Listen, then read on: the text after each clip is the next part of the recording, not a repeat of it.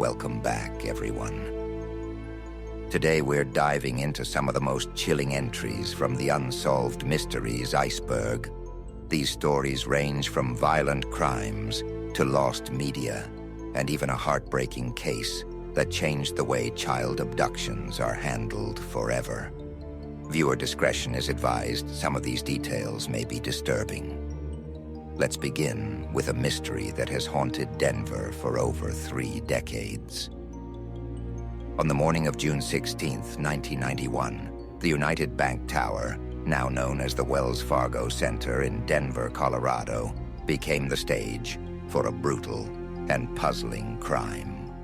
Around 9 a.m., Vice President Robert Bardwell requested to be let in through a side entrance. Security guard William McCollum Jr. answered the call and rode the elevator up, expecting to greet his boss. But when the doors slid open, it wasn't Bardwell waiting for him. It was an armed stranger, a man in his 50s or 60s, wearing a fedora, a gray sport coat, and mirrored sunglasses. With the gun pressed against his head, William was forced into the sub-basement. Moments later, he was executed. His body was hidden away, and his security card taken. The gunman moved deeper into the building, where 3 more unarmed guards, Philip Mankoff, Scott McCarthy, and Todd Wilson, were gunned down. 18 shots were fired in total, 17 of them hitting their targets. The killer then erased security footage, seizing tapes, logbooks, and radios before turning his attention to the vault. Inside were 6 terrified tellers. Strangely, unlike the guards, they were spared. The robber forced them to lie face down, eyes covered, then shoved them into a small room known as the man trap. He ordered the manager to fill a satchel with cash, yet he only took $200, even though over $2 million was sitting in the vault. Even more bizarre, the bag wasn't even close to full. Authorities swarmed the building, stunned by both the violence and the thief's restraint with the tellers. Over 70 investigators were brought in. One of the prime suspects soon emerged, James King, a retired Denver police officer who had once worked as a guard at the very same bank. King was in deep debt, had shaved his distinctive mustache right after the robbery, and owned a suspiciously large deposit box. When police had him stand in a lineup, 5 of the 6 tellers pointed to King as the man who held them at gunpoint.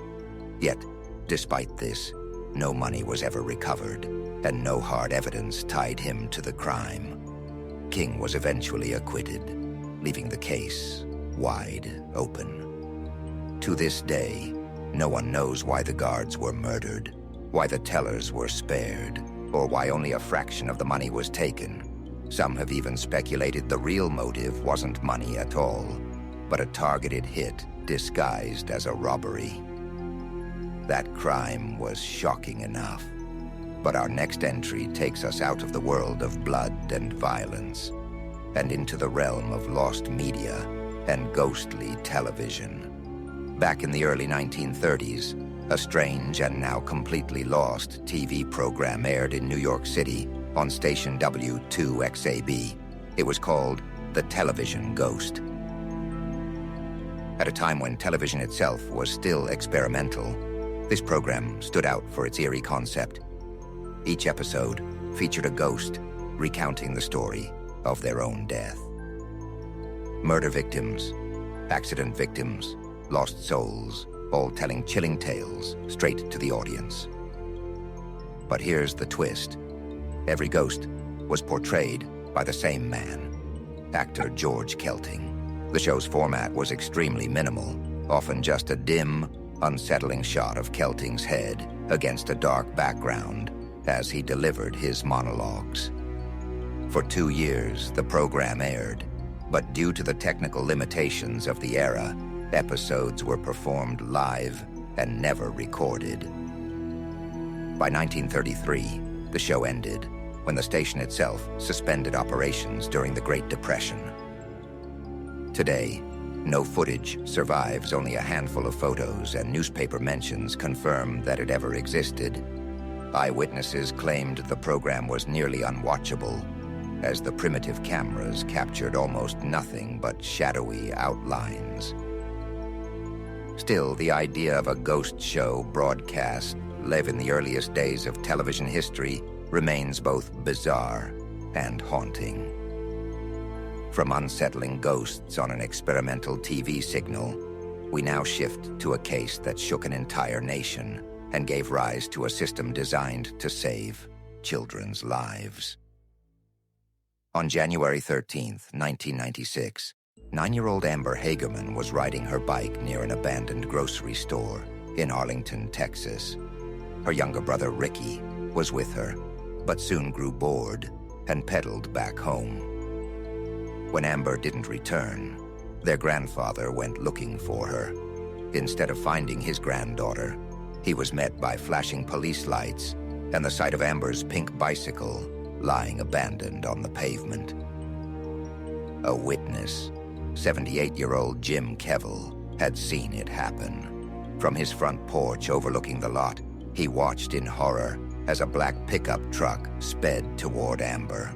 A man jumped out, grabbed her, and dragged her screaming into the vehicle before racing off. Despite a massive search effort, Amber's body was discovered 4 days later in a creek bed, just 4 miles from where she was taken. She'd been alive for at least 2 days after the abduction and had suffered severe injuries before her death. The case devastated the community. Police believed the abductor was a local man, someone familiar with the area. Yet despite leads and even rumors of witnesses at a nearby laundromat, no one was ever brought to justice. But Amber's story didn't end there. One local woman, Diane Simone, asked a powerful question. Why don't we have an alert system for missing children the same way we do for severe weather? From that idea, the Amber Alert was born. Since its creation, this emergency notification system has helped recover thousands of abducted children across the U.S. and beyond. Amber's life was tragically cut short, but her legacy continues to save lives to this day. From a violent robbery with unanswered questions, to a long-forgotten ghostly broadcast, to the tragic case of Amber Hagerman, these stories remind us just how many mysteries, both dark and strange, remain unsolved.